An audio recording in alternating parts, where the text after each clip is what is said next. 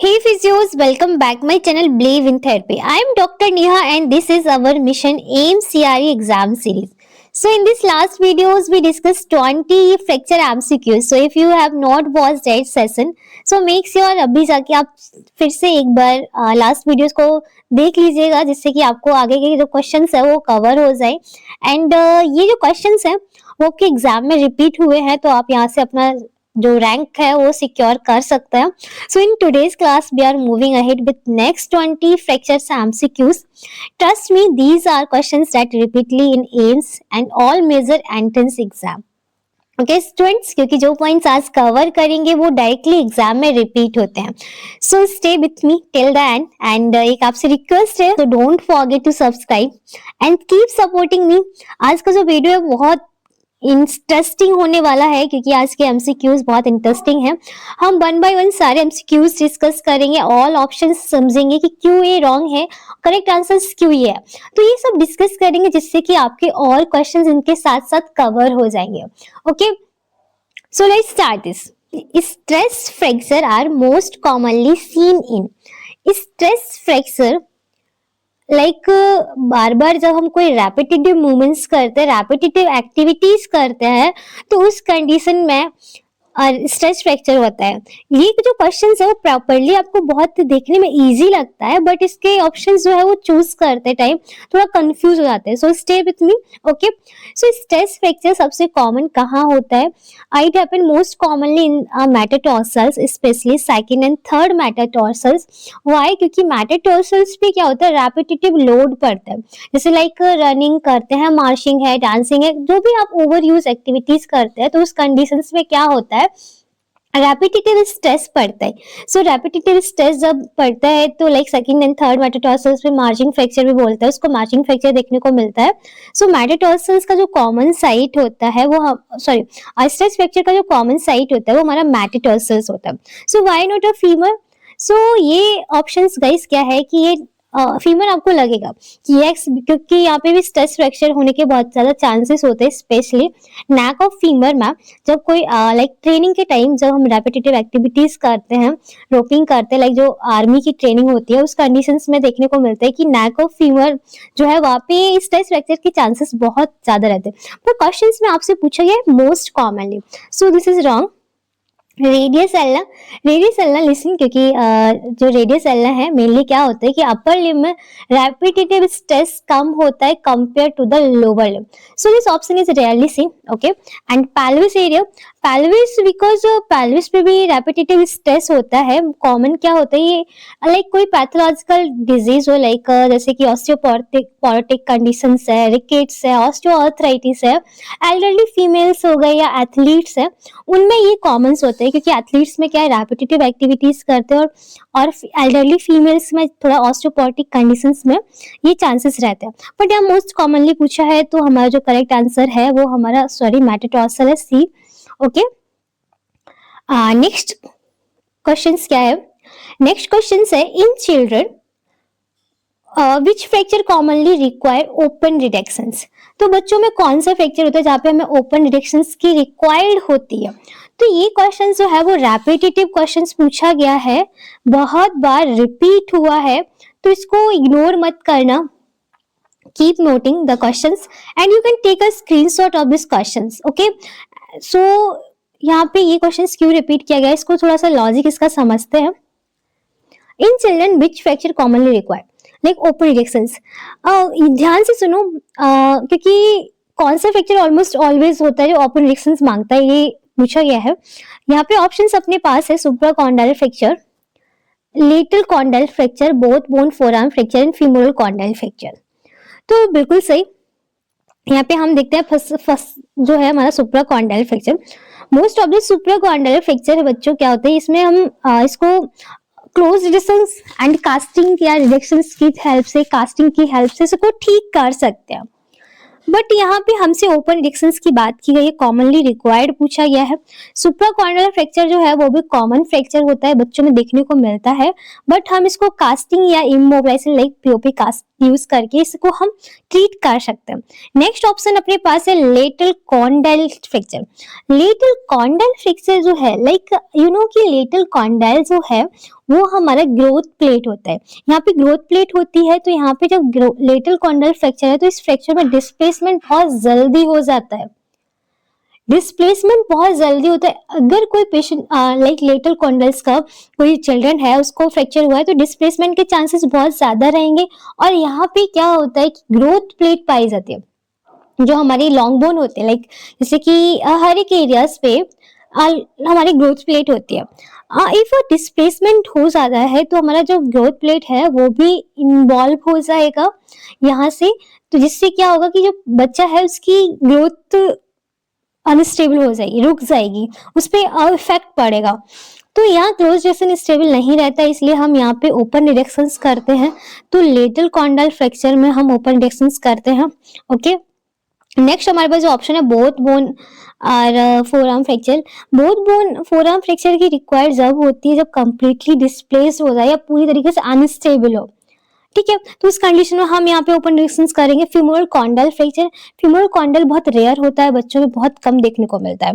तो correct answer जो है हमारा वो लेटरल कॉन्डाइल फ्रैक्चर है, क्योंकि यहाँ पे ग्रोथ प्लेट होती है। ओके, तो उसको बचाने के लिए हम इसको ओपन रिएक्शंस करते हैं।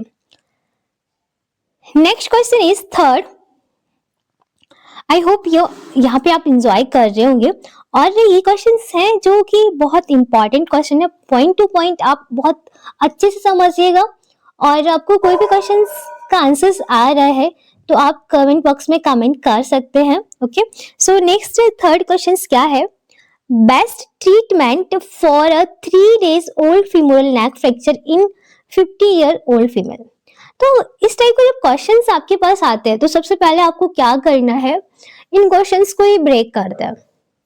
क्वेश्चन पूछ रहा है बेस्ट ट्रीटमेंट, बेस्ट ट्रीटमेंट पूछ रहा है। 3 days ओल्ड फीमोरल नेक फ्रैक्चर है एंड जो पेशेंट है वो 50 years ओल्ड मेल पेशेंट है। लाइक यहाँ पे आपको क्वेश्चंस में 3 चीजें दी गई हैं। अब आपको इन 3 चीजों को भी ध्यान में रखना है, क्योंकि जब भी आप ट्रीट करते हैं तो एज भी डिपेंड करती है, डिस्प्लेसमेंट डिपेंड करता है, किस एरिया पे फ्रैक्चर हुआ है, एंड टाइमिंग सब मैटर करता है। ओके, तो फर्स्ट जो हमारे पास ऑप्शंस है hemi replacement, arthroplasty, total hip replacement, compression and screw fixation and hip spica. Okay, hemi replacement like 50-year old male patient है, 3 दिन ऑलरेडी हो चुके हैं, तो चांसेस क्या है? एक तो नेक ऑफ फीमर फ्रैक्चर है, तो चांसेस यहाँ पे है कॉम्प्लिकेशंस के। जो हमारा कॉम्प्लिकेशन होता है नेक ऑफ फीमर फ्रैक्चर्स का, लाइक एवियन हो गया, नॉन यूनियन हो गया, क्योंकि यहाँ पे जो ब्लड सप्लाई है वो पुअर हो जाती है, तो उस कंडीशन में नॉन यूनियन एवियन नेक्रोसिस होने के चांसेस बहुत ज्यादा रहता है। तो उस कंडीशंस में क्या करेंगे कि इस एज ग्रुप के अकॉर्डिंग हम यहाँ पे लाइक इसको हम फिक्सेशन नहीं कर सकते, वो उसके लिए रिलायबल होगा ही नहीं, क्योंकि 3 days ऑलरेडी हो चुके हैं, तो इसलिए इसके लिए रिप्लेसमेंट बहुत बेस्ट है। ओके, टोटल हिप रिप्लेसमेंट क्यों नहीं करेंगे? क्योंकि total hip replacement like patient जो है जो 60 एज के ऊपर होते हैं उनके लिए टोटल हिप रिप्लेसमेंट ठीक रहता है, या कोई कंडीशन है उसे लाइक डिजेनरेटिव डिसऑर्डर है या कुछ और अदर कंडीशन है, तो उस कंडीशन में हम उसे टोटल हिप रिप्लेसमेंट करेंगे। ओके, कंप्रेशन स्क्रू फिक्सेशन क्यों नहीं करेंगे? कि एज के अकॉर्डिंग 3 days ऑलरेडी हो चुके हैं, डिलेड हो गया है, पुअर हीलिंग रहेगी एज के अकॉर्डिंग, कंप्रेशन ये सी हमारा रॉन्ग हो। हिप स्पाइका, जो स्पाइका होता है एक्चुअली वो हम बच्चों में यूज करते हैं, तो ओल्ड पेशेंट्स में हम एल्डरली में इसको यूज नहीं करेंगे। Okay, so next question is fourth question क्या है? Which statement about scaffold fracture, scaffold fracture is not correct. यहाँ पे क्वेश्चंस क्या पूछा है उसके बारे में आपको समझना है। क्या लाइक कौन सा स्टेटमेंट है जो कि करेक्ट नहीं है, राइट? एक मिनट सर, वेट। क्या है? Pain in anatomical snuff box is common, most commonly fracture carpal bone, C is a non union risk is high, and D is a malunion. So यहाँ पे questions में क्या पूछा गया है सबसे पहले आपको ये समझना है, तो हम ब्रेक करते हैं क्वेश्चंस को। स्कैफोल्ड फ्रैक्चर एंड क्वेश्चन में बोला गया है not correct. So you will remember all time कि क्वेश्चंस में जिस टाइप का क्वेश्चन, आप जब तक क्वेश्चंस को ब्रेक नहीं करेंगे, आप कहीं ना कहीं एक दो क्वेश्चंस रॉन्ग करके ही आएंगे, क्योंकि ये सिली मिस्टेक्स होती है, बहुत ज्यादा ये प्रॉब्लम्स रहती है। कभी लगता है कि अरे मैंने तो नोट देखा ही नहीं, वहां पे लिखा था करेक्ट आंसर्स बता, क्या इसमें अनकरेक्ट है क्या करेक्ट है वो बताना था, बट मैंने वो ध्यान से पढ़ा ही नहीं। तो इसलिए यहाँ पे क्वेश्चंस को ब्रेक करना बहुत इंपॉर्टेंट है, तभी आपके जो क्वेश्चन है वो सही जाएंगे, क्योंकि एक दो मिस्टेक ऐसी हो ही जाती है तो आपके सीधे 4 नंबर्स जाएंगे। तो यहाँ पे हमें रिस्क नहीं लेना है गाइस। सबसे पहले ब्रेक करते हैं क्वेश्चंस को, नॉट करेक्ट के पूछा गया है। तो option pain in anatomical snuff box, yes. जब भी कोई स्कैपुलर फ्रैक्चर होता है, स्कैपुलर फ्रैक्चर जो है वो बहुत फेवरेट टॉपिक एग्जाम का, तो इसको भी आप नोट डाउन कर लीजिएगा कहीं पे कि स्कैपुलर से जितने भी सारे क्वेश्चंस आते हैं वो आपको रट जाने हैं, आप वो उन्हें बहुत अच्छे से पढ़िएगा, क्योंकि यहाँ से क्वेश्चन एक ना एक बनता ही बनता है। ओके, तो स्नैप बॉक्स में पेन कॉमन है, यस, तो ये हमारा राइट आंसर है, बट यहाँ रॉन्ग पूछा गया है। सेकंड ऑप्शन है most commonly fracture in carpal bone, yes, scapular fracture ये हमारा कॉर्पल बोन का ही फ्रैक्चर है, सेकंड भी राइट है। Non union risk is high, तो यहाँ पे see non union risk high, क्योंकि स्कैफोल्ड में ही सेकंड जो मोस्ट नॉन यूनियन देखने को मिलता है। लाइक जो नर्व इंजरी, जो हमारा एबीएन का कॉम्प्लिकेशंस होते हैं वो फीमोरल नेक के बाद हमारा सेकंड स्कैफोल्ड ही होता है। तो नॉन यूनियन का रिस्क हाई होता है क्योंकि यहाँ पे पुअर ब्लड सप्लाई हो जाती है। Okay, and so last option अपने पास है malunion is the most frequent complication. No no no, ये हमारा जो ऑप्शन है वो रॉन्ग है। क्यों है? क्योंकि जो स्कैफोल्ड का सबसे मोस्ट कॉमन कॉम्प्लिकेशन होता है वो नॉन यूनियन होता है, क्योंकि यहाँ पे पुअर ब्लड सप्लाई हो जाती है। माल यूनियन का कंडीशन यहाँ होती ही नहीं है। ओके, सो फिफ्थ क्वेश्चन क्या है? Intramedullary nailing is contraindication ban. Intramedullary nailing contraindication कब होती है? फर्स्ट ऑप्शन अपने पास है compound fracture, second fracture near knee joint, third epiphysis not a fuse, and last हमारा एनी ऑफ द अबव। तो वन बाय वन हम break करते हैं सारे ऑप्शंस को, सो डोंट वेरी, आप नोट डाउन करते रहना। ओके, सो कंपाउंड फ्रैक्चर्स क्या होते हैं? Compound fracture like a open bone fracture, जिसमें कि हमारी जो बोन है वो बाहर आ जाती है। तो इस कंडीशंस में क्या होता है? फर्स्ट जो हमारा मैनेजमेंट होता है, लाइक हम इन्फेक्शन, लाइक इफ इस सिचुएशन में हम इंट्रामेडुलरी नेलिंग दे रहे हैं पेशेंट्स को, तो वो इन्फेक्शन के बहुत हाई चांसेस होते हैं। तो इसलिए हम लाइक ये कॉन्ट्राइंडिकेशंस इंडिकेटेड होगा, क्योंकि आईएम नहीं यूज करेंगे। फर्स्ट मैनेजमेंट जो हमारा रहेगा वुंड मैनेजमेंट रहेगा एंड डिब्रिडमेंट रहेगा, एंड सेकेंडरी जो हमारा प्रोसीजर रहता है वो हमारा एक्सटर्नल फिक्सेटर का होता है, लाइक इंट्रामेडुलर। सो हमारा जो कंपाउंड फ्रैक्चर है ये भी हमारा कॉन्ट्राइंडिकेशन है। सेकेंड जो हमारा ऑप्शन है फ्रैक्चर नियर नी जॉइंट, तो नियर नी जॉइंट फ्रैक्चर का मतलब समझ रहे हैं कि कोई मेटाफाइजल या इपीफाइजल रीजन पे कोई फ्रैक्चर हुआ होगा। ओके, तो इस एरिया पे जब आप इंट्रामेडुलरी फिक्सेटिंग करेंगे तो ये फिक्स नहीं होगा, स्टेबल नहीं होता, क्योंकि ये हमारे लास्ट का ये हमारा डिस्टल एंड है। तो डिस्टल एंड पे इंट्रामेडुलरी नेलिंग इस टाइप से फिक्स नहीं होगा, स्टेबल नहीं हो पाएगा, अलाइनमेंट मेंटेन करना बहुत मुश्किल होगा। सो यहाँ पे ये हमारा कॉन्ट्रा इंडिकेटेड है। एंड नेक्स्ट जो हमारा थर्ड ऑप्शन है epiphysis not fuse, like guys अगर ग्रोथ प्लेट ओपन है, एपीफाइसिस कहाँ पे होता है? मतलब ग्रोथ बोन जो होती है, लॉन्ग बोन होती है, उसकी जो ग्रोथ प्लेट है उसका जस्ट जो ऊपर होता है वो एपीफाइसिस होता है, उससे वहां से ग्रो करता है, जस्ट चिल्ड्रन है वो ग्रो करता है। ओके, तो इफ अ पेशेंट जो है अगर ग्रोथ प्लेट ओपन है तो उस कंडीशन में आप इंट्रामेडुलरी नेलिंग नहीं दे सकते, क्योंकि वहां पे ग्रोथ डिस्टर्बेंस हो जाएगा। लाइक बच्चों में ये हम अवॉइड करते हैं कि इंट्रामेडुलरी नेलिंग बच्चों में नहीं देनी है, क्योंकि यहाँ पे जब ग्रोथ हमारी डिस्टर्ब हो जाएगी तो मे बी डिफॉर्मिटी के चांसेस बढ़ जाएंगे। राइट, यहाँ तक समझ में आ रहा है। एंड लास्ट क्वेश्चन है any of the above, yes. So हमारे तीनों ही कॉन्ट्रा इंडिकेशन है, कंपाउंड फ्रैक्चर भी, नियर नी जॉइंट भी और epiphysis is not fuse. So any of the above हमारा D answer is correct answer. Okay guys, तो यहाँ तक कोई प्रॉब्लम नहीं हो रही हो, आई थिंक मैं यही ट्राई कर रही हूँ और मैं कोशिश कर रही हूँ कि सारे क्वेश्चन जो है मैं कवर करूँ और सारे ऑप्शंस भी धीरे धीरे कवर करते जाऊँ, जिससे कि एक क्वेश्चन के साथ आपकी और अदर चीजें भी प्रिपेयर हो जाए। सो आई थिंक आप इंजॉय कर रहे होंगे वीडियोस को। इंजॉय कर रहे हैं यहाँ तक तो प्लीज एक बार कमेंट बॉक्स में कंटिन्यू लिख दीजिएगा, जिससे कि हमें भी थोड़ा सा मोटिवेशन मिले और आप सीरियस हैं, अपने मिशन एम्स के लिए। So please don't skip, last तक हमारे साथ चलेगा एंड लास्ट में आप लास्ट तक अभी बहुत सारी चीजें हम डिस्कस करेंगे। सो पढ़ते रहिए, रिजल्ट खुद भी खुद बात करेगा। Okay guys, so next question अपना 6 क्वेश्चन है। Best treatment for fracture neck of femur in 64 year. You can see things like हमारे पास 2-3 क्वेश्चंस आए हैं वो neck of femur फ्रैक्चर से ही अभी आए 6 तक पहुंचने में। तो ये लाइक बहुत इंपॉर्टेंट टॉपिक है फ्रैक्चर नेक ऑफ फीमर। इससे भी आप क्वेश्चंस जितने भी बनते हैं, जितने भी आप पढ़ पाए उतने पढ़ लेना, क्योंकि यहाँ से एक दो क्वेश्चंस आते ही आते हैं। ओके, तो क्वेश्चंस को हमने ब्रेक किया। फ्रैक्चर नेक ऑफ फीमर का है पेशेंट और 64 ईयर ओल्ड पेशेंट्स है। तो यहाँ पे वही सेम हमारा कि एज के अकॉर्डिंग हमें वैस्कुलरिटी जो है वो और हीलिंग प्रोसेस है वो पुअर हो जाएगी। नेक फीमर फ्रैक्चर है तो हाई चांसेस होंगे हमारे एबीएन के, नॉन यूनियन के, राइट। सो यहाँ पे भी हमारा फर्स्ट ऑप्शन है प्रोस्थेटिक रिप्लेसमेंट ही करेक्ट आंसर होगा, क्योंकि और कोई हमारे पास ऑप्शंस नहीं है। आप कंजर्वेटिव ट्रीटमेंट नहीं दे सकते, कंजर्वेटिव के लिए हमारे एडल्ट एज में हम कंजर्वेटिव ट्रीटमेंट देते हैं। Okay, and Austin more pin जो होता है ये लाइक बहुत ओल्ड मेथड हो गया है, ये अब आउटडेटेड हो गया।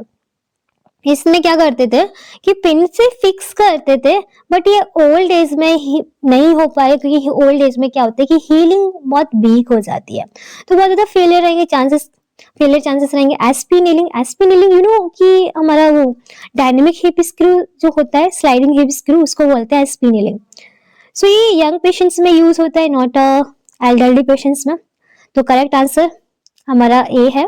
Okay guys, so next 7 questions क्या है? नेक्स्ट 7 क्वेश्चंस हमसे बोल रहा है like reduction of Bennett fracture is difficulty because of pull off. आज से यहाँ पे क्या है कि जब कोई रिडक्शन बेनेट फ्रैक्चर होता है तो हम उसको रिडक्शन क्यों नहीं कर सकते हैं, क्या डिफिकल्टी आती है, क्यों पुल हो जाता है? तो यहाँ पे 1 बाय 1 हम सारे पॉइंट समझते हैं। सबसे पहले बेनेट फ्रैक्चर आपको पता होना चाहिए। Bennett fracture like base of first जो हमारा मेटाकार्पल्स है वहां पे फ्रैक्चर देखने को मिलता है हमारे थंब पे। ये क्वेश्चंस हम ऑलरेडी लास्ट वीडियो में डिस्कस कर चुके हैं, नहीं देखा है आपने तो प्लीज अभी के अभी ये वीडियोस कंप्लीट करने के बाद आपको तुरंत देखना है, क्योंकि आप डे बाय डे हमारे साथ प्रिपरेशन करते चलेंगे। आप टाइम नहीं निकाल पा रहे अलग से तो आप हमारे साथ प्रिपरेशन कर लीजिएगा, आपका सीट आपका रिजल्ट जरूर बोलेगा। ओके, सो बेनेट फ्रैक्चर क्या होता है कि हमारे फर्स्ट मेटाकार्पल्स पे फ्रैक्चर होता है बेस ऑफ फर्स्ट मेटा। तो रिडक्शन इसका क्यों पॉसिबल नहीं है? लाइक हमारे थंब के जो मूवमेंट्स होते हैं लाइक फ्लेक्शन है, एक्सटेंशन है, एडक्शन है, एबडक्शन एंड सर्कमडक्शन मूवमेंट्स है। लेकिन इन मूवमेंट्स के लिए हमारी मस्कल्स सारी होती है जो कि रिस्पॉन्सिबल होती है इन मूवमेंट एक्शंस के लिए। तो हमारी कुछ मसल्स होती है जो बेस ऑफ फर्स्ट मेटाकार्पल से पास करती है, तो वहां से पास करती है, जो कुछ इंसर्ट होती है, तो उनके कुछ टेंडन्स होते हैं, मस्कुलर फाइबर होते हैं जो कि पुल कर लेते हैं। तो कौन सी मसल्स है वो समझते हैं। First option flexor pollicis brevis है। Okay, second abductor pollicis longus, third is extensor pollicis longus, fourth हमारे abductor pollicis brevis। तो 1 बाय 1 समझते हैं। So flexor pollicis brevis, flexor pollicis brevis का एक्शन क्या होता है हमें कमेंट में जरूर अभी के अभी बताइए कि फ्लेक्सर पॉलिसिस ब्रेविस जो मसल्स है उसका क्या एक्शन होता है। ये थंब का फ्लेक्शन कराता है, फ्रैक्चर को डिस्प्लेस लाइक ये थंब का फ्लेक्शन कराता है, तो इससे कोई भी पुलिंग नहीं होती है, कोई भी डिस्प्लेसमेंट नहीं होता है। तो हमारा ये ऑप्शन रॉन्ग हो गया। सेकेंड ऑप्शन है abductor pollicis longus। abductor pollicis longus you know कि हमारी लाइक पावरफुल मसल्स है ये। तो पावरफुल मसल्स है, ये क्या करती है ये जो हमारे लाइक जो फ्रैक्चर फ्रैगमेंट है बेनेट फ्रैक्चर में बेस ऑफ फर्स्ट मेटाकार्पल्स पे, तो वहां के प्रॉक्सिमल और लेटरली ये क्या करती है पुल कर लेती है। तो इसलिए यहाँ पे क्लोज रिडक्शन पॉसिबल नहीं होता है। आई थिंक आप समझ गए होंगे कि हमारी जो abductor pollicis longus मसल है ये प्रॉक्सिमली भी और लेटरली भी पुल करके रखती है हमारे जो बेनेट फ्रैक्चर और फ्रैक्चर सेगमेंट है। ओके, तो राइट आंसर बी है। सी एक्सटेंसर पॉलिसिस लॉन्गस, ये तो हमारा बस एक्सटेंशन कराती है थंब का, तो उसका कोई यूज है नहीं। और abductor pollicis brevis मिनिमली होती है ये, बट इतना ज्यादा इसका इफेक्ट नहीं होता है, मिनिमल कहीं डिस्प्लेसमेंट में कोई रोल नहीं है। ओके, सो नेक्स्ट क्वेश्चन है आइडियल ट्रीटमेंट फॉर ग्रेड 4 सब कैपिटल नेक फीमर फ्रैक्चर। एज कितनी दी गई है आपको? 50 ईयर्स ओल्ड। जैसा कि मैंने आपको बोला है कि सबसे फर्स्ट क्या है, क्वेश्चंस को ब्रेक करना है।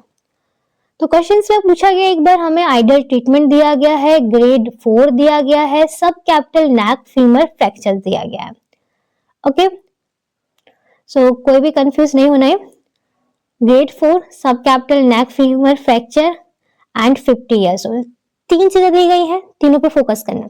लाइक यू नो कि सब कैपिटल नेक जो होती, सब कैपिटल होता है नेक ऑफ फीमर का, उसकी ग्रेड 4 लाइक समझ रहे हो क्या मीन्स हुआ? ग्रेड 4 मीन्स कंप्लीटली डिस्प्लेसमेंट, पूरी तरीके से वो डिस्प्लेस्ड हो गया है, और 50 ईयर ओल्ड एज भी है।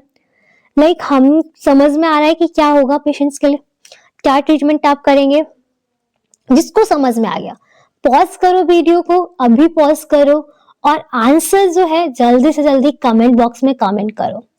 आपका आंसर करेक्ट है तो आप हमको जरूर कमेंट करेंगे, रॉन्ग हो रहा है पर कोई प्रॉब्लम नहीं है, नो प्रॉब्लम, अब याद रहेगा। Okay, so first option is reductions.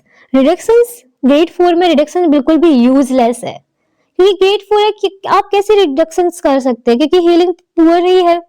Pin and screw, pin and screw का यूज करेंगे तो क्या होता है कि like neck of femur fracture है तो यहाँ पे एबीएन के चांसेस बढ़ जाएंगे, नॉन यूनिट के चांसेस बढ़ जाएंगे, तो ये रॉन्ग हो गया। Hemi arthroplasty and total hip replacement, तो ये दो ऑप्शंस आपको सोचेंगे। अब इन दोनों में कौन होगा ये देखते हैं।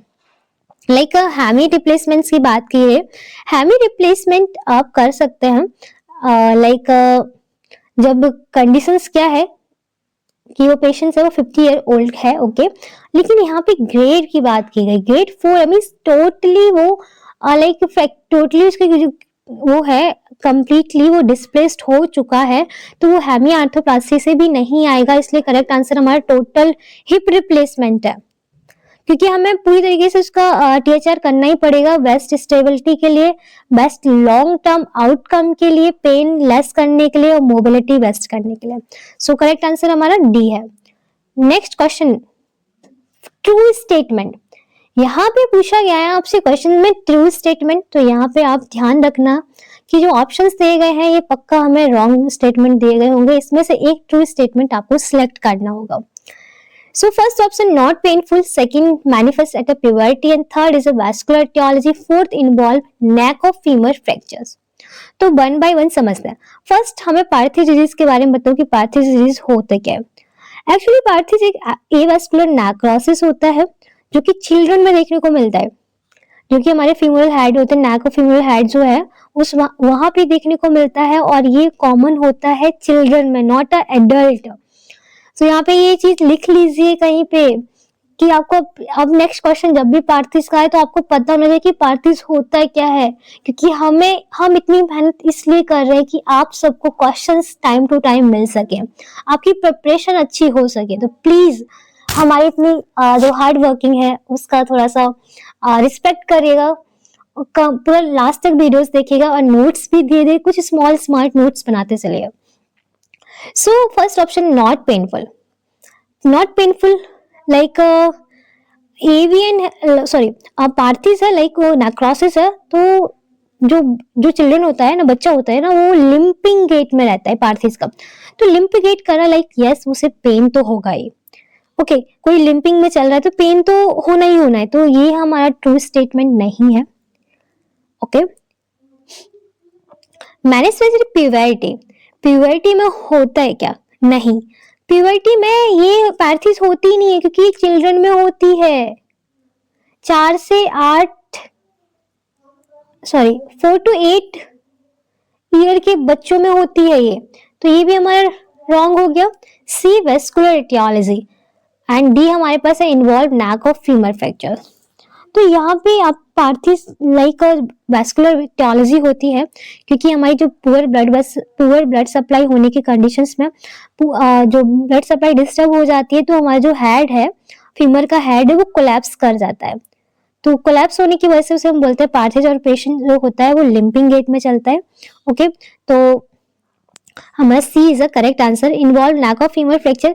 यहाँ पे फीमर फ्रैक्चर्स की बात नहीं की गई है, कोई भी रिलेशन फ्रैक्चर से नहीं होता है। इफ हमारे पास अगर सी ऑप्शंस नहीं दिया होता यहाँ पे, वेस्कुलर इटियोलॉजी नहीं दिया गया होता तो हम नेक ऑफ फीमर फ्रैक्चर्स को लगा सकते थे, बट यहाँ पे वेस्कुलर इटियोलॉजी दिया गया है तो हमारा करेक्ट आंसर है वो सी है। ओके, सो नेक्स्ट क्वेश्चन हमसे पूछता है, after POP removal for supracondylar humerus fracture best management. Like you know कि आपने ओपीडी में देखा होगा, आप हॉस्पिटल ओपीडी गए होंगे, वहां पे बहुत सारे पेशेंट्स, ऑर्थो वार्ड में भी बहुत सारे पेशेंट्स आपको सुप्राकॉन्डाइल फ्रैक्चर्स के मिलेंगे, और ओपीडी में बहुत सारे पेशेंट्स आपको मिलेंगे कि उनका एल्बो है वो स्टिप कर गया है। एक्चुअली वो सुप्राकॉन्डाइल फ्रैक्चर की कंडीशंस में मोस्टली देखने को मिलता है कि उनका एल्बो वो स्टिप कर जाता है, लाइक ना फ्लेक्शन, पूरा full range of motion flexion जा रहा है, ना ही एक्सटेंशन हो पा रहा है। तो पीओपी रिमूव होता है, पीओपी काफी टाइम तक रहता है, देन उसके बाद क्या होता है कि मसल्स स्टिफनेस हो ही जाती है। तो यहाँ पे बेस्ट मैनेजमेंट उसके लिए क्या होगा? तो स्टिफनेस के लिए हम क्या बेस्ट मैनेजमेंट करेंगे? जब भी आपने ओपीडी में अगर पेशेंट इस टाइप का देखा है तो आप क्वेश्चन सही करके आएंगे। सो ऑप्शंस क्या है? Active elbow mobilisations, no movements, passive mobilisation and massage. तो पीओपी के बाद सबसे इंपॉर्टेंट क्या होता है? आप सबको पता है कि फंक्शनल मूवमेंट्स कितना इंपॉर्टेंट है, नहीं तो स्टिप कर जाएगा, और काफी टाइम तक स्टिप हो गया, पीओपी लगा रहा तो स्टिफनेस इतना ज्यादा हो जाएगी कि उसका रेंज रिगेन करना बहुत मुश्किल होगा। सो करेक्ट आंसर्स हम डिस्कस करेंगे। पहले हम एक्टिव एल्बो मोबिलाइजेशन से क्या होता है, लाइक एक्टिव आरओएम करेंगे, मोबिलाइजेशंस देंगे जिससे कि मसल स्ट्रेंथ हमारी है जो पेशेंट है उसका बेटर हो सके, स्टिफनेस है वो कम हो सके, लाइक ये बहुत सेफ है और मूवमेंट्स को कंट्रोल कर। तो करेक्ट आंसर हमारा यही होता है कि एक्टिवली हम पेशेंट्स को एल्बो मोबिलाइजेशन देते हैं। नो मूवमेंट्स, ये तो बिल्कुल ही रॉन्ग है क्योंकि मूवमेंट्स नहीं करेंगे तो स्टिफनेस हो जाएगी।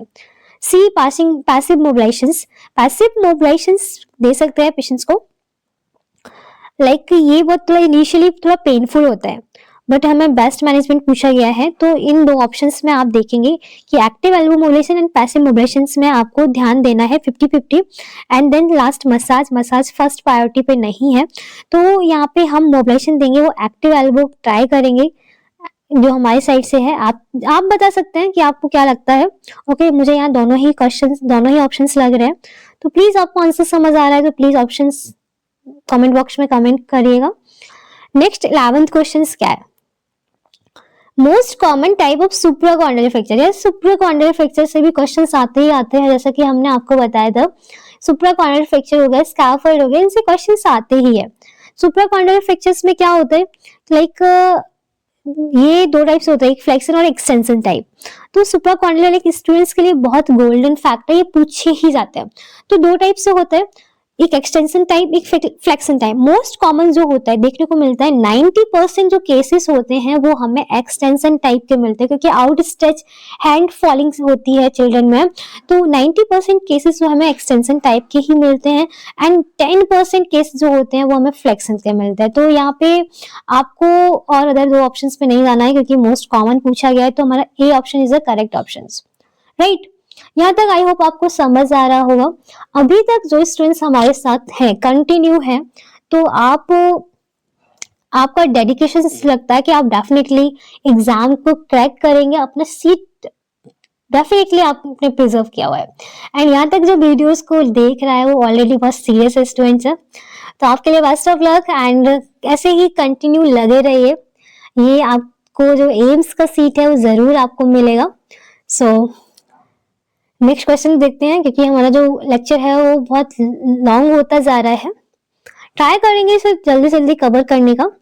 नेक्स्ट ऑप्शन अपने पास है, excision of fracture fragment is done in all except. Question में पूछा गया है एक्सेप्ट, राइट। तो ऑप्शंस क्या क्या है अपने पास? पटेला है, ऑलिकॉइन है, head of radius and lateral condyle of humerus. So discuss करते हैं।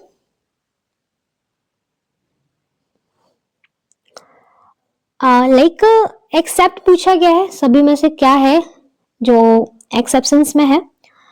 पटेला है। पटेला जब लाइक फ्रैक्चर होता है पटेला का, तो उसमें से कुछ जब लाइक कम्यूटेड फ्रैक्चर होता है तो बहुत सारे फ्रेगमेंट में पटेला ब्रेक हो जाती है, तो उसके कुछ फ्रेगमेंट्स होते हैं उनको एक्सीजन करना ही पड़ता है, अब लाइक पटेलेक्टोमी भी करनी पड़ती है, ठीक है। तो ये तो हमारा लाइक रॉन्ग हो गया। सेकंड ऑप्शन है ऑलिक्रोनिन। ऑलिक्रोनिन जो है उसमें भी क्या करना था, उसके फ्रेगमेंट जो हैं उनको एक्सीजन करना ही होता है, क्योंकि कुछ स्मॉल स्मॉल फ्रेगमेंट को एक्सीजन करना पड़ता है कि जब बहुत बहुत क्रस्ट इंजरी टाइप की होती है। ओके, एंड सी ऑप्शन क्या है, head of radius. Head of radius जो है वो कभी कभी हमें एक्सेप्ट होता है एडल्ट में, हेड ऑफ रेडियस को एक्सीजन करना, पर यहाँ पे पूछा गया ऑल एक्सेप्ट क्या है जिसको हमें नहीं करना है। पटेला को भी एक्सटेंड करना होता है, हॉलिकन को भी करना होता है, हेड ऑफ रेडियस को भी करना होता है। तो अब लास्ट हमारे पास जो ऑप्शन है लेटल कोंडाइल ऑफ ह्यूमरस। तो हमने अभी लास्ट एक क्वेश्चंस में डिस्कस किया हुआ था कि लेटल कोंडाइल्स के एरिया पे हमारा जो बोन का ग्रोथ प्लेट होता है, लेकिन एक्सीजन करेंगे तो वहां पे हो सकता है कि ग्रोथ है वो हमारी डिस्टर्ब हो सके, ग्रोथ अरेस्ट हो सके, जिससे कि डिफॉर्मिटी होने के चांसेस बहुत ज्यादा रहते हैं। सो इसलिए हम लेटल कॉन्डाइल ह्यूमरस पे के को एक्सीजन नहीं कर सकते हैं, उसके फ्रैक्चर फ्रेगमेंट को एक्सीजन नहीं कर सकते हैं। Okay, next question is 13 question है अपने पास, so stay focus this. Not a principle of compound fracture treatment. Like अभी हमने कुछ टाइम पहले अभी कंपाउंड फ्रैक्चर डिस्कस किया हुआ है, तो यहाँ पे पूछा गया है क्वेश्चन, यहाँ पे ध्यान देना, not a principle. Like question हमें सारे ऐसे ही मिल रहे हैं। जब आप कंटिन्यू एमसीक्यूज करते जाएंगे हमारे साथ, तो आप ये चीज आपको इतना बाइट थ्रू हो जाएगा कि आप देखते ही समझ जाएंगे कि वो क्वेश्चन पूछ क्या रहा है। Okay, not a principles of compound fracture treatment. Option A, no tendon repair, aggressive antibiotic, wound debridement, last immediate wound closure. तो जो हमारा कंपाउंड फ्रैक्चर है, लाइक जैसे ओपन फ्रैक्चर होता है, ओपन फ्रैक्चर है यहाँ पे वुंड बहुत ज्यादा होता है, लाइक इन्फेक्शंस के चांसेस बहुत ज्यादा होते हैं। तो फर्स्ट ऑप्शन में क्या है, no tendon repair. Like open fracture में कॉन्टामिनेटेड होता है, वुंड होता है, प्राइमरी हम टेंडन रिपेयर अवॉइड करते हैं, सेकेंडरी हम टेंडन रिपेयरिंग करेंगे, पर यहाँ पे प्रिंसिपल्स नहीं है तो हमें टेंडन रिपेयर तो हमें करना ही करना होता है, तो ये तो हमारा प्रिंसिपल्स है। ओके, सेकेंड ऑप्शन क्या है अपने पास, aggressive antibiotics. Aggressive antibiotic, yes, compound fracture में इन्फेक्शंस के रिस्क बहुत ज्यादा होते हैं, तो इसलिए हमें यहाँ पे एंटीबायोटिक्स देने होते हैं, सो ब्रॉड स्पेक्ट्रम में हम इसको यूज करते हैं, तो ये भी हमारा लाइक हमें यूज करना तो प्रिंसिपल है। थर्ड हमारा wound debridement. Like wound debridement most important step है, क्योंकि वुंड बहुत इन्फेक्टेड होता है, तो उसको जितनी भी सारी डर्ट है या डेड टिश्यूज हैं, कॉन्टामिनेटेड एरियाज है, तो सब उसको रिमूव करना होता है, तो हमारे थर्ड ऑप्शन भी करेक्ट प्रिंसिपल है हमारे कंपाउंड फ्रैक्चर। फोर्थ क्या है, इमीडिएट वुंड क्लोजर। लाइक ये हमारा प्रिंसिपल्स नहीं है, क्योंकि आप तुरंत ही कोई वुंड को क्लोज नहीं कर सकते हैं, कंपाउंड फ्रैक्चर है, वुंड तुरंत क्लोज नहीं कर सकते हैं, क्योंकि फर्स्ट हम क्लीन करेंगे, डिब्रिट करेंगे, स्टेबलाइजेशन करेंगे, एंड लास्ट हमारा क्लोजिंग होगा। ओके, तो लास्ट ऑप्शन हमारा ये नॉट अ प्रिंसिपल, ये प्रिंसिपल नहीं है, करेक्ट आंसर हमारा D. Okay, so next 14 questions क्या है, preferred treatment of fracture neck femur in young person. देख रहे हैं आप कि यहाँ पे कितने क्वेश्चंस जो हैं वो हमारे नेक ऑफ फीमर से क्वेश्चंस बन रहे हैं, तो नेक ऑफ फीमर तो बहुत इंपॉर्टेंट है। ऑप्शंस क्या है, सिंपल है, ये भी आपको यहाँ पे क्वेश्चन जैसे कि हमने आपको ब्रेक करना सिखा दिया है। नेक फीमर का क्वेश्चन है, यंग पर्सन है, लाइक तो हम यहाँ पे क्वेश्चन हमारा जो है hemi arthroplasty, total hip replacement, conservative close action.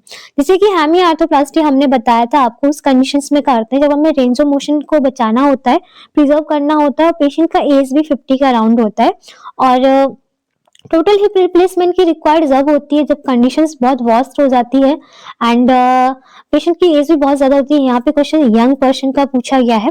Conservative management और क्लोज इंटरनल फिक्सेशंस थोड़ा सा ध्यान देंगे, क्योंकि ये दोनों तो रॉन्ग है यंग पर्सन के अकॉर्डिंग।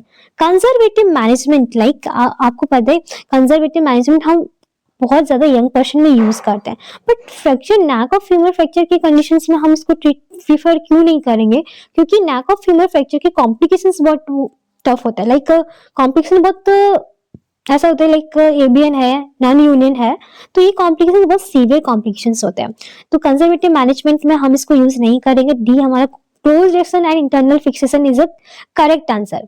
ओके, क्योंकि हमें हिप को शेप करना है। शेप करेंगे, इफ कंजर्वेटिव करेंगे तो हमारा हिप जो है धीरे धीरे खत्म हो जाएगा। लाइक हमें फिर सर्जरी करनी ही पड़ेगी, रिप्लेसमेंट करना ही पड़ेगा। तो इस कंडीशन में हम उस कंडीशन को आने ही नहीं देंगे, तो हम ऑप्शन सी को सिलेक्ट करेंगे, right. So next question is fracture neck of femur in old age. So best treatment क्या है इसके लिए? ओल्ड एज, यहाँ पे भी वही क्वेश्चन आ गया फ्रैक्चर नेक ऑफ फीमर का, और यहाँ पे बात की गई है ओल्ड एज की। तो ओल्ड एज यू नो कि हमें रिप्लेसमेंट ही करना पड़ेगा। तो फर्स्ट इसका option replacement arthroplasty is the right answer. ये 3 रॉन्ग क्यों है, इनको थोड़ा समझ लेते हैं। लाइक स्प्लिंट्स का हम यूज करेंगे नहीं, फ्रैक्चर स्प्लिंट यूज कर सपोर्ट दे दिया, हो सकता है कॉम्प्लिकेशंस हो जाए। नो ट्रीटमेंट तो कोई चांसेस ही नहीं बनते हैं, और एसपी नेलिंग हम करेंगे नहीं according to age group. Okay, so correct answer हमारा रिप्लेसमेंट आर्थ्रोप्लास्टी। नेक्स्ट क्वेश्चन हमारे पास है fracture in children require open directions. तो ओपन डिरेक्शंस में चिल्ड्रन को क्या रिक्वायर्ड होता है, कौन सा लाइक किस फ्रैक्चर, जो कौन सा फ्रैक्चर इसमें ओपन डिरेक्शंस की नीड होती है। तो ये क्वेश्चंस भी हम डिस्कस कर चुके हैं अभी लास्ट इसी वीडियोस में हमने डिस्कस किया, तो इसका करेक्ट आंसर्स भी आपको पता है। ऑप्शंस ज्यादा मैं डिफाइन करने नहीं होंगे क्योंकि आपको हम ऑलरेडी डिफाइन कर चुके हैं। ओके, सो नेक्स्ट 17 क्वेश्चंस अपने पास क्या है, oblique view is required for diagnosis of fracture.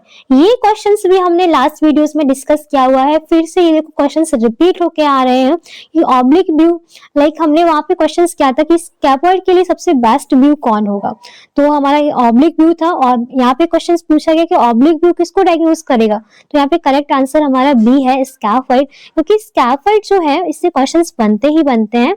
Scaffold में क्या होता है कि ये क्वेश्चंस लाइक पूछे जाते हैं कि स्कैफोल्ड किस टाइप का है, प्रॉक्सिमल इसका एंड होता है, डिस्टल एंड इसके पास बेस्ट होती है। तो इसको प्रॉपर्ली व्यू देखने के लिए हमारा सबसे बेस्ट जो व्यू होता है वो ऑब्लिक व्यू ही होता है। ओके, तो यहाँ तक समझ गए होंगे। सो ये हमारा लेक्चर जो है वो बहुत लॉन्ग होता जा रहा है। मैं सोच रही हूँ इसको कम से कम टाइम में कवर करने का, बट ये लॉन्ग होता जा रहा है, तो हम यहाँ पे इसको एंड करते हैं, ये लास्ट क्वेश्चंस रखते हैं। सो लास्ट क्वेश्चंस अपने पास क्या है कि in hand injury greatest priorities. So hand injury में क्या होता है, like hand injury, hand function जब होता है तो उसमें कभी कभी कोई स्ट्रेच होने की वजह से या आउट स्ट्रेचिंग हैंड या कोई इंजरी हो जाती है, तो उस कंडीशंस में हमारे कुछ टिश्यूज है, नर्व है, ब्लड वेसल्स है, वो इंजर्ड हो जाते हैं। तो ग्रेटेस्ट, अब कोई हैंड इंजरी हुई है तो सबसे ग्रेटेस्ट प्रायोरिटी किस चीज को दी जाएगी, तो ऑप्शंस अपने पास क्या क्या है, tendon repair, skin restorations, nerve repair and blood vessels repair. तो 1 बाय 1 इसको ब्रेक करते हैं। Tendon repair, tendon repair important है, लेकिन हम इसको बहुत हाईएस्ट प्रायोरिटी नहीं देंगे, क्योंकि मस्कुलर टेंडन है वो 2-4 दिन बाद हम इसको रिपेयर कर सकते हैं, वो धीरे धीरे रिपेयर हो जाएगा। ओके, इसकी रिकवरी बहुत गुड होती है, फास्ट होती है, तो इसको हम ग्रेटेस्ट प्रायोरिटी पे नहीं रखेंगे। सेकंड ऑप्शन अपने पास है स्किन रिस्टोरेशन।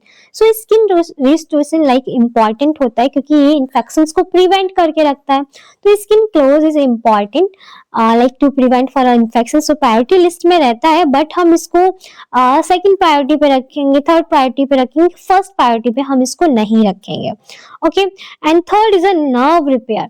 नर्व रिपेयर बहुत इंपॉर्टेंट होता है क्योंकि अगर नर्व इंजरी है और टाइम पे रिपेयर नहीं हुई तो परमानेंट लॉस हो सकती है। सो टेंडन और स्किन्स तो हम उससे बाद में भी रिपेयरिंग कर सकते हैं, बट नर्व रिपेयर टाइम पे नहीं हुई तो हमारे फंक्शन लॉस हो सकते हैं। फंक्शन लॉस हो गए तो हमारी डिफॉर्मिटी भी डेवलप हो सकती है, तो हाईएस्ट प्रायोरिटी पे हमारा नर्व रिपेयर रहेगा।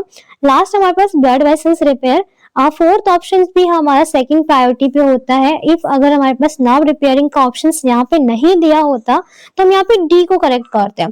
ब्लड वेसल्स भी बहुत इंपॉर्टेंट होता है, यहाँ पे बहुत सारे स्टूडेंट कंफ्यूज आते हैं कि इन दोनों में से किसको राइट करूं, क्योंकि एक चीज हमेशा याद रखना कि हैंड में क्या होता है कि कोलेटल्स बहुत स्ट्रांग होते हैं, तो बहुत इजीली ब्लड वेसल्स इंजर्ड नहीं होती हैं, तो इमीडिएटली थ्रेट नहीं होती है। सो यहाँ पे करेक्ट आंसर जो है हमारा नर्व रिपेयर है।